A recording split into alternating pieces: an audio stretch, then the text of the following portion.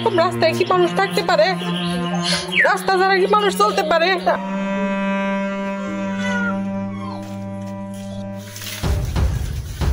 ময়মনসিংহের ভালুকায় প্রশাসনের নির্দেশনা অমান্য করে সরকারি রাস্তার উপর চাষাবাদ ও পোল্ট্রির বিষ্ঠা ফেলার গর্ত তৈরি করে রাস্তা বন্ধের অভিযোগ উঠেছে। এতে এরশাদুল নামের এক ব্যক্তির পরিবারের চলাচলের একমাত্র রাস্তা বন্ধ হয়ে গেছে।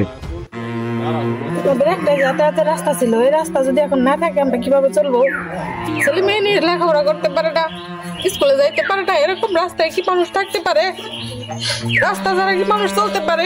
আমরা পোল্ট্রির কারণে রাস্তা বন্ধ, কোনো মানুষই যাবার পায় না, আমরাও যাবার পাই না। এ বিষয়ে জেলা প্রশাসক সহ বিভিন্ন দপ্তরে অভিযোগ করলে রাস্তা পরিষ্কার করার আদেশ দেন কর্তৃপক্ষ।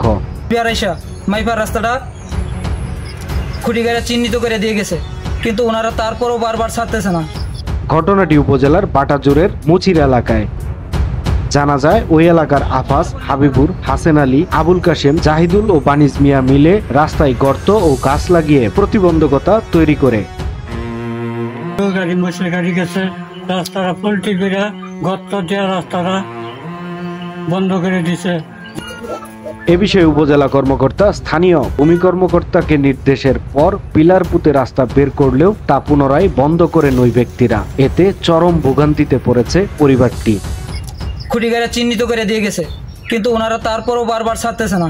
তবে এ ব্যাপারে পোল্ট্রি ফার্মের স্বত্বাধিকারী জাহিদুল ইসলাম বলেন, আর প্রতিনিয়ত এরা 2014 সালেতে এরা হয়রানি শুরু করছে। তখন দেখা যাইতেছে রাস্তাটা বাঁকা হয় দিকে, রাস্তাটা সোজার জন্য এই রাস্তাটা বন্ধ করিয়া ওই রাস্তাটা বাইকের একবার সোজা শিষ্টুর দিকে বাইক করছে। এটার কি কোনো ডকুমেন্টস আছে? এটা ডকুমেন্ট, এটা মূর্তিরা বলতে পারবো ভাই, ঠিক আছে।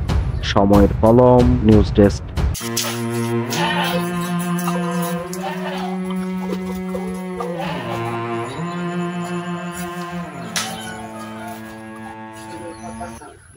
রাস্তা পোল্ট্রি গাড়া হয়ে একবার পোল্ট্রি নিচে বলে খারাপ।